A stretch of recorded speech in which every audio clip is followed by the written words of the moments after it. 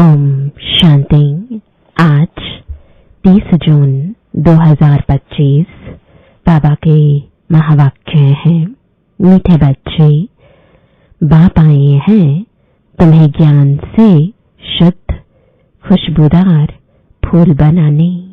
तुम्हें कांटा नहीं बनना है, कांटों को इस सभा में नहीं लाना है। प्रश्न है, जो बच्चे याद की यात्रा में मेहनत करते हैं उनकी निशानी क्या होगी? उत्तर है, याद की मेहनत करने वाले बच्चे बहुत खुशी में रहेंगे।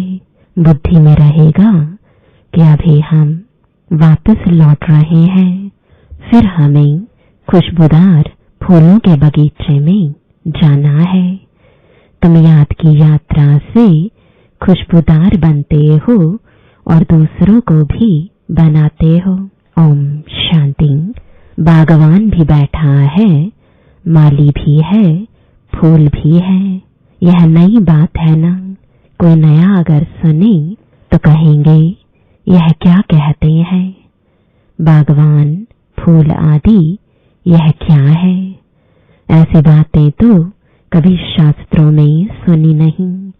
तुम बच्चे जानते हो, याद भी करते हैं बागवान खेवैया को। अब यहाँ आए हैं, यहाँ से पार ले जाने। बाप कहते हैं याद की यात्रा पर रहना है। अपने को आप ही देखो, हम कितना दूर जा रहे हैं, कितना अपनी सतप्रधान अवस्था तक पहुँचे हैं। जितना सतप्रधान अवस्था होती जाएगी तो समझेंगे अभी हम लौट रहे हैं। कहाँ तक हम पहुँचे हैं? सारा मदार याद की यात्रा पर है।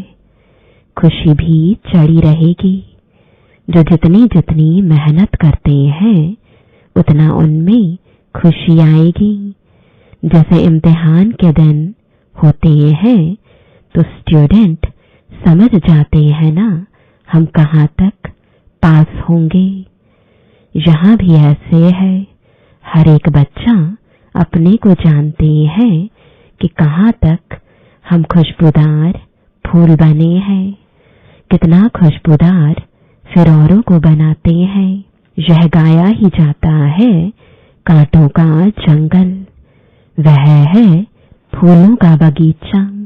मुसलमान लोग भी कहते हैं गार्डन ऑफ अल्लाह। समझते हैं वहाँ एक बगीचा है, वहाँ जो जाता है उनको खुदा फूल देते हैं। मन में जो कामना होती है वह पूरी करते हैं। बाकी ऐसे तो नहीं कोई फूल उठा कर देते हैं। जैसा जिसकी बुद्धि में है वह साक्षात्कार हो जाता है। यहाँ साक्षात्कार पर कुछ भी है नहीं।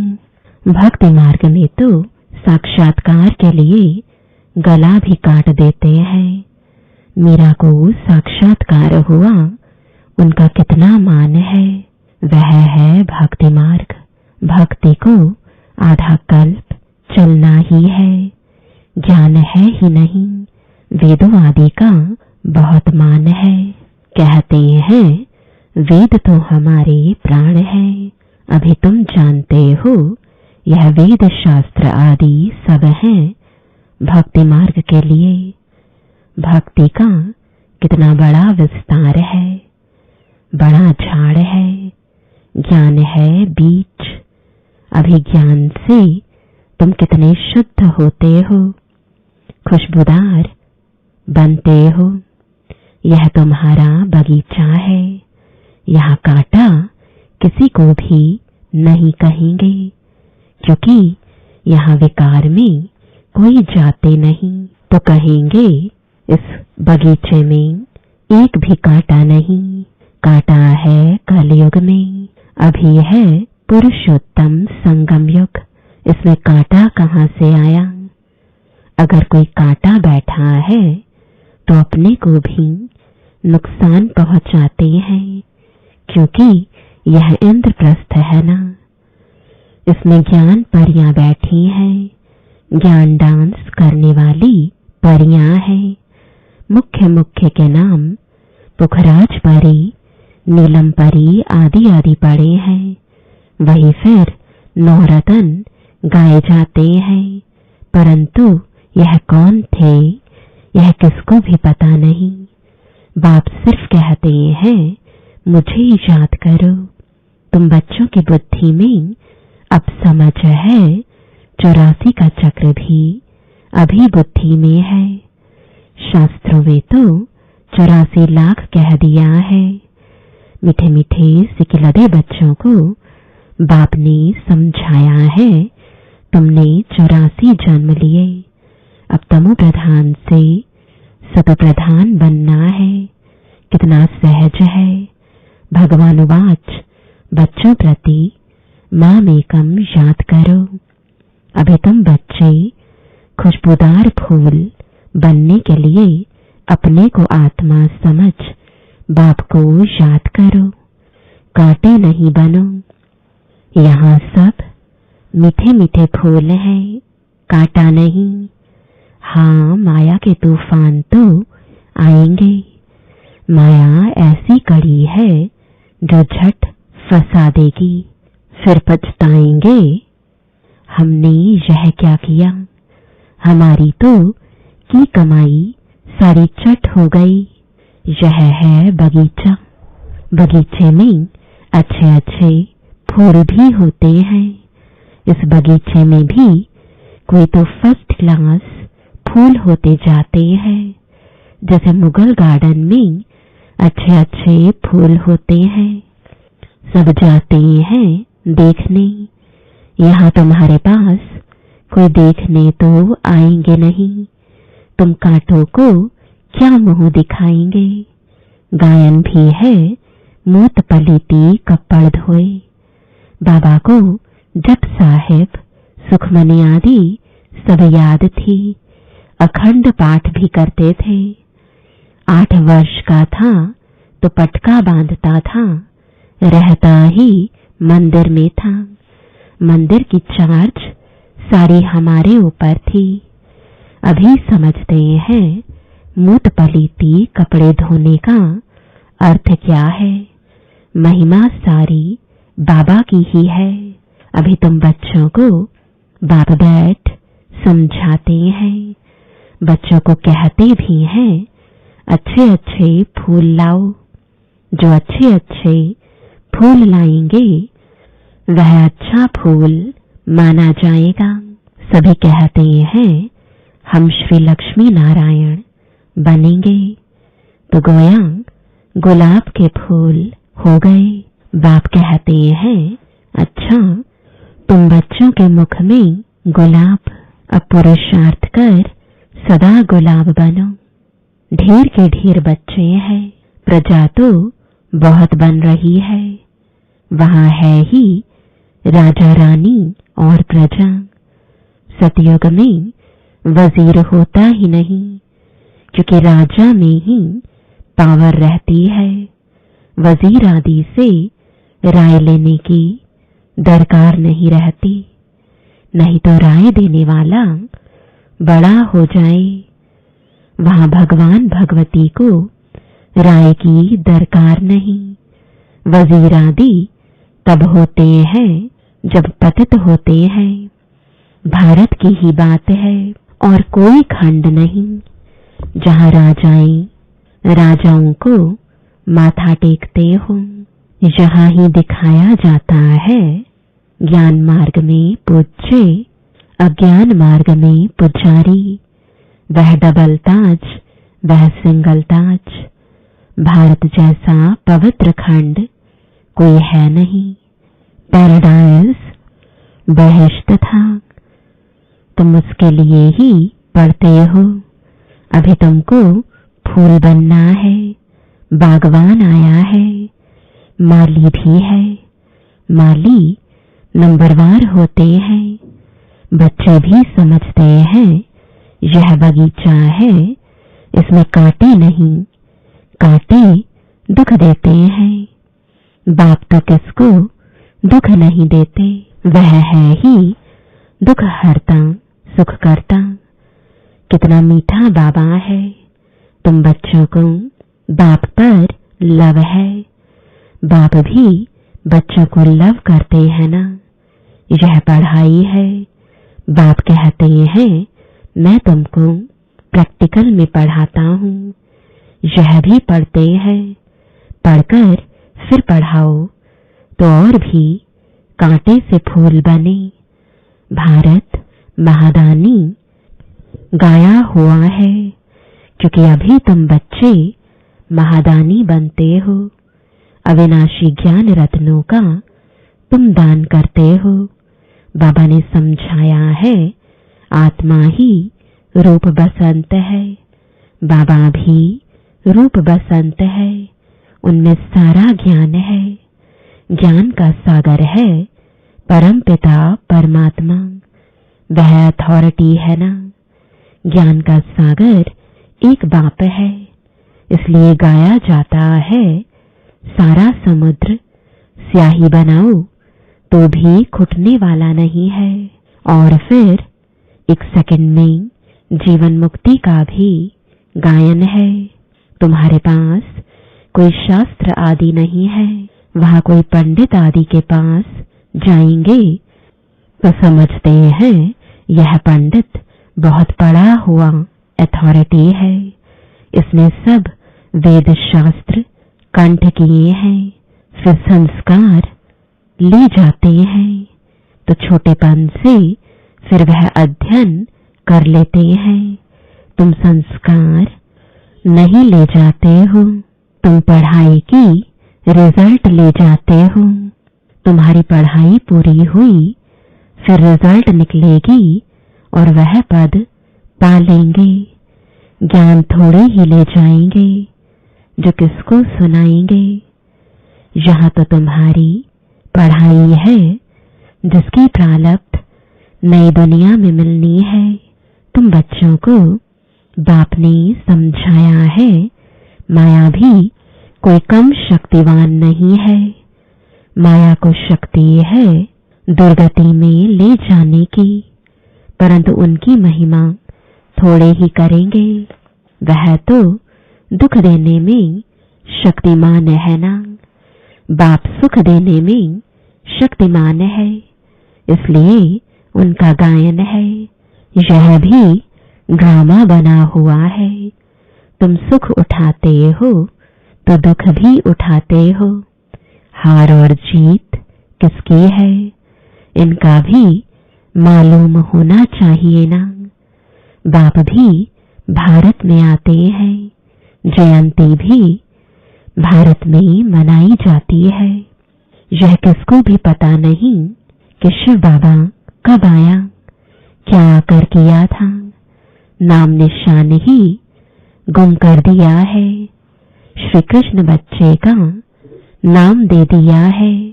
वास्तव में बिलवेड बाप की महिमा अलग, श्री कृष्ण की महिमा अलग है। वह निराकार, वह साकार है। श्री कृष्ण की महिमा है सर्वगुण संपन्न। शिव बाबा की यह महिमा नहीं करेंगे। जिसमें गुण है तो अवगुण भी होंगे। इसलिए बाप की महिमा ही अलग है। बाप को अकाल मूर्त कहते हैं ना। हम भी अकाल मूर्त हैं। आत्मा को काल खा नहीं सकता है। आत्मा अकाल मूर्त का यह तख्त है। हमारा बाबा भी अकाल मूर्त है। काल शरीर को ही खाते हैं। यहाँ अकाल मूर्त को बुलाते हैं। सतयुग में नहीं बुलाएंगे, क्योंकि वहां तो सुख ही सुख है। इसलिए गाते भी हैं दुख में सिमरण सब करे, सुख में करे न कोई। अभी रावण राज्य में कितना दुख है। बाप तो स्वर्ग का मालिक बनाते हैं, फिर वहां आधा कल्प कोई पुकारते ही नहीं। जैसे लौकिक बाप बच्चों को श्रृंगार कर वर्षा दे, खुद वानप्रस्थ अवस्था लेते हैं। सब कुछ बच्चों को देकर कहेंगे, अभी हम सत्संग में जाते हैं, कुछ खाने के लिए भेजते रहना। यह बाबा तो ऐसे नहीं कहेंगे ना। यह तो कहते हैं, मीठे मीठे बच्चों, हम तुमको विश्व की बादशाही देकर वानप्रस्थ में चले जाएंगे। हम थोड़े ही कहेंगे खाने के लिए भेजना।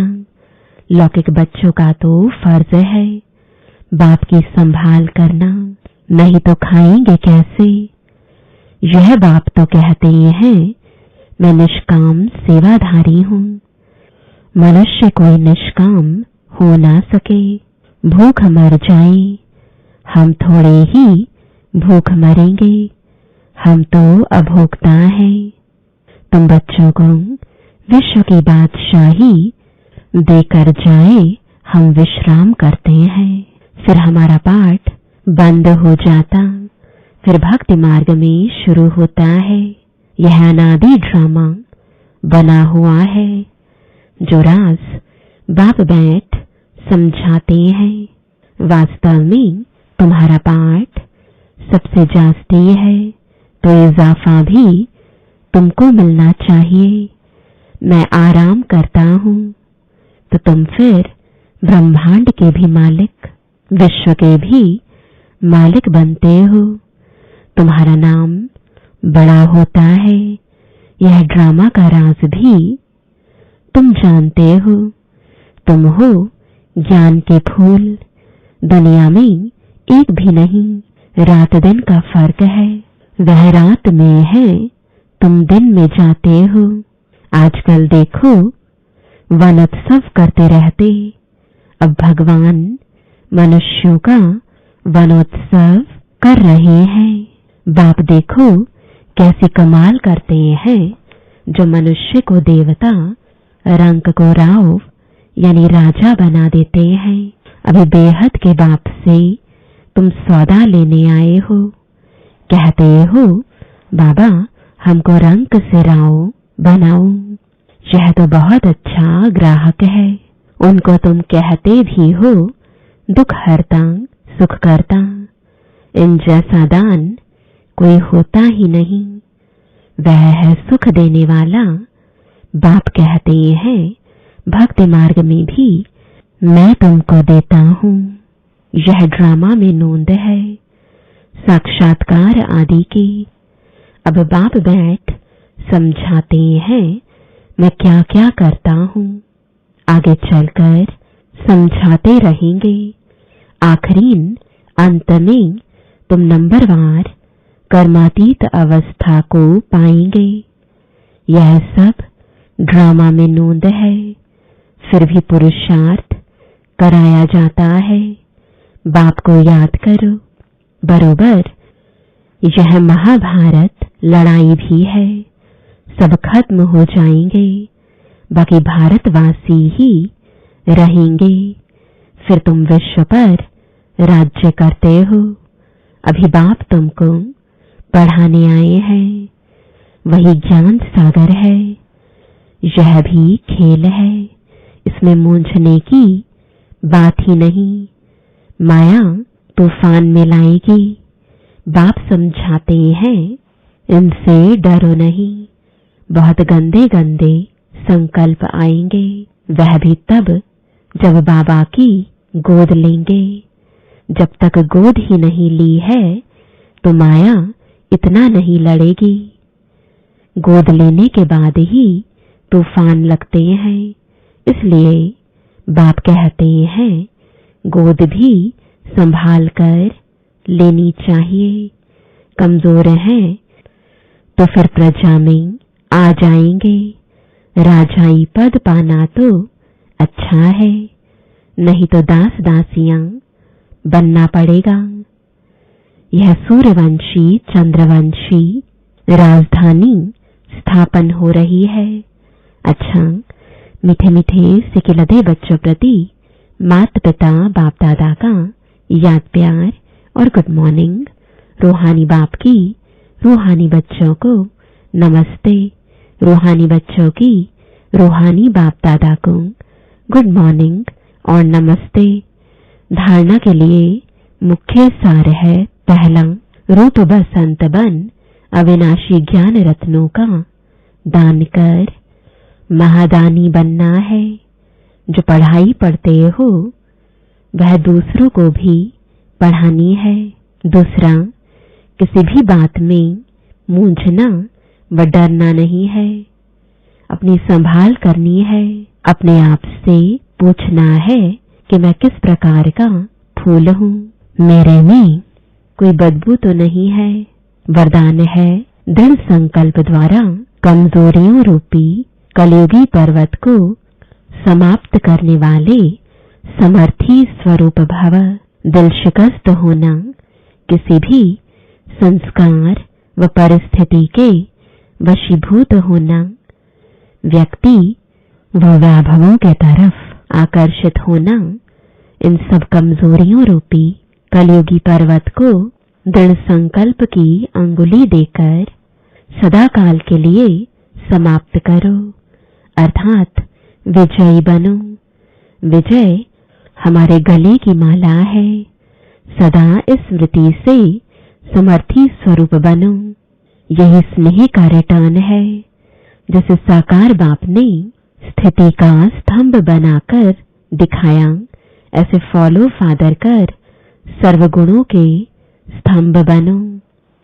स्लोगन है, साधन सेवाओं के लिए है, आराम पसंद बनने के लिए नहीं।